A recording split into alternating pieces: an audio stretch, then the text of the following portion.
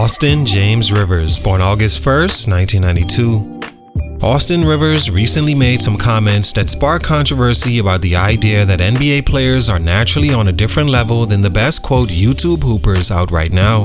In light of those comments, even suggesting a matchup with someone like Nas Core would be an easy win got me thinking, how good was Austin Rivers really? Because this wasn't just another NBA player, this was a former #1 high school prospect, a lottery pick, and someone many believed would become a star at the next level. We're talking real hype, the kind of attention and expectation you see today with a player like LaMelo Ball. Coming out of high school and heading into Duke, Rivers had the scoring ability, confidence, and pedigree that made people believe he was next in line. But as we all know, that version of Austin Rivers never fully materialized in the NBA. And when you take a step back and really look at his career, it raises a bigger question. Were the expectations simply too high from the beginning? Or was he, as a player, never quite on that level to begin with? What happened? Let's talk about it. It's your boy JC Stunted Growth. Let's get it, man.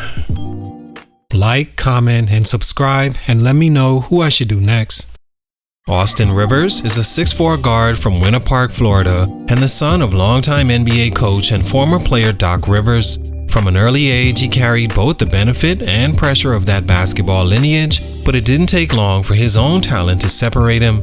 Rivers emerged as one of the most electric high school players in the country at Winter Park High, one of the most prestigious programs in the nation. There, he solidified himself as the top guard in the class and one of the most talked about prospects in years. Known for his advanced scoring ability, confidence, and shot making in big moments, he finished his high school career as the #1 ranked point guard in the nation and a McDonald's All-American, living up to every bit of hype placed on him. He committed to Duke, where expectations only grew.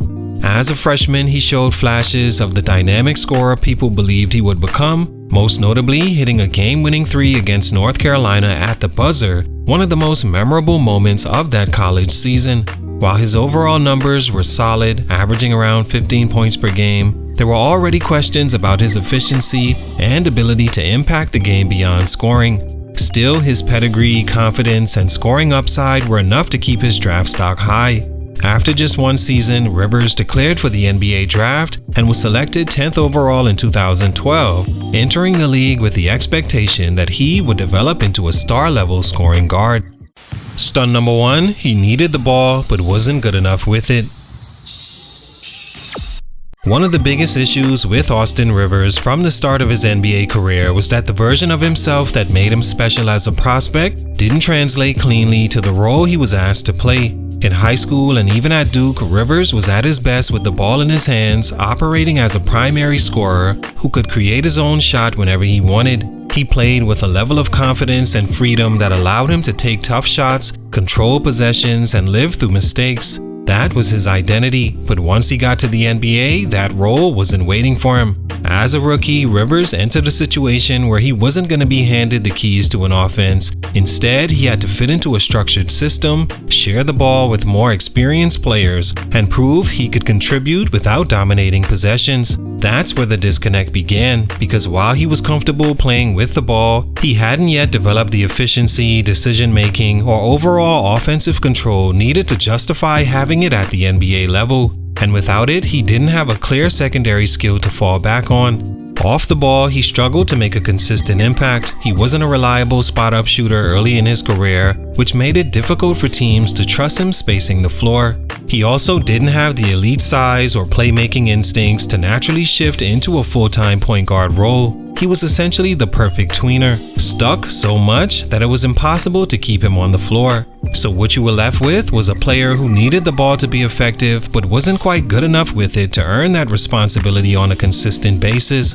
That created a difficult cycle. The less he had the ball, the harder it was for him to find rhythm, but the more he tried to force his way into the offense, the more it exposed the gaps in his game. Over time, instead of developing into the primary option many expected, Rivers was pushed into a smaller role where he had to simplify his game just to stay on the floor. And once that happened, the version of Austin Rivers people believed could become a star started to fade, replaced by a player trying to figure out where he fit rather than dictating the action like he once did.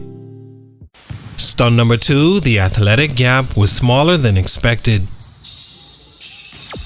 Another factor that quietly worked against Austin Rivers was something that doesn't always show up in scouting reports the way it should: how his physical tools would translate once everyone else caught up. At the high school level, Rivers looked quick, explosive enough, and more importantly, in control. He could get to his spots, create separation, and finish plays against defenders who simply couldn't keep up with his timing or confidence.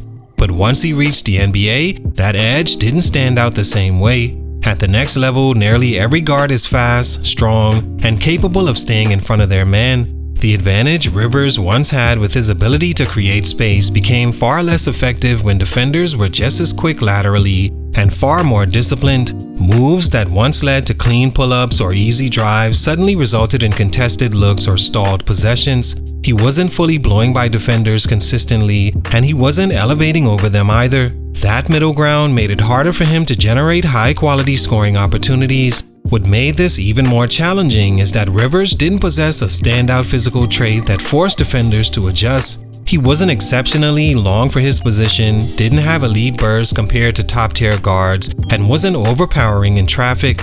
Not to mention, he had a funky jump shot that he struggled with throughout his career, so instead of dictating matchups, he often had to work through them without a clear advantage. And in a league where the best perimeter players either create separation with elite athleticism or size, being just good enough physically can make things much more difficult. So instead of dictating matchups, he often had to work through them without a clear advantage. And in a league where the best perimeter players either create separation with elite athleticism or size, being just good enough physically can make things much more difficult. This also impacted his finishing ability. Against longer, stronger defenders, shots around the rim became much more difficult to convert consistently. Without a significant vertical advantage or length to extend past shot blockers, many of his attempts turned into heavily contested finishes. Over time, that affects confidence, shot selection, and overall effectiveness. As the league continued to evolve, the bar for guard play only rose. Players coming in were not just skilled, but physically dynamic in ways that separated them immediately. In comparison, his physical profile didn't give him that same margin for error, so even when the skill was there, the lack of a defining athletic advantage made it harder for him to consistently impact the game at a high level, ultimately limiting how far his talent could take him. Stunt number 3, the identity never fully came together. As Austin Rivers moved deeper into his NBA career, another issue became more apparent. There was never a clear definition of exactly what he was supposed to be at the highest level. Coming into the league, he was viewed as a scoring guard with star potential, but as time went on, he found himself caught between roles without fully locking into the one that maximized his strengths. At different points, teams experimented with him in multiple capacities. Sometimes he was asked to initiate offense, other times to play off another ball handler, and in certain situations to simply provide energy and scoring in short bursts. While versatility can be a positive, in Rivers' case, it created inconsistency. Without a stable role, it became difficult to develop rhythm, confidence, and a clear direction for his game. For players expected to become high-level contributors, there's usually a defining trait that teams can rely on night after night. For some, it's playmaking. For others, it's shooting, defense, or leadership. In Rivers' case, he showed flashes in different areas but never established one skill that separated him consistently. That made it harder for coaches to build around him or trust him in a fixed role over long stretches. This also affected how he was perceived across the league. Instead of being seen as a foundational piece or even a dependable specialist, he became more of a situational player, someone who could help in certain matchups or stretches, but not necessarily someone a team could depend on as a central figure. Over time, that perception shaped the opportunities he received. As he moved from team to team, adapting to new systems and expectations, the lack of a defined identity followed him. Each stop brought a different version of Rivers, but none that fully captured what he was projected to become early on. And in a league where clarity often leads to longevity and growth, that constant role search ultimately limited how far he could elevate his career beyond the expectations that once surrounded him. And once a player reaches that point, it becomes less about potential and more about fitting into whatever role is available. The league stops asking what you could become and starts deciding what you are. For Rivers, that shift came earlier than anyone expected. All in all, Austin Rivers still carved out a solid NBA career, which in itself is something most players can only dream of. But when you measure that career against what he was projected to become, it's clear things didn't quite match up. The hype, the expectations, the belief that he could be a star-level scoring guard, it just never fully came together in the way people imagine. And that's not to say he wasn't talented, because he was. It's just the gap between being good enough to make the league and being great enough to dominate it is much wider than people realize. And that's what makes his recent comments about YouTube hoopers interesting, because while he's right about the level it takes to reach the NBA, the tone comes off a bit dismissive. If anything, moments like this makes you want to actually see it play out.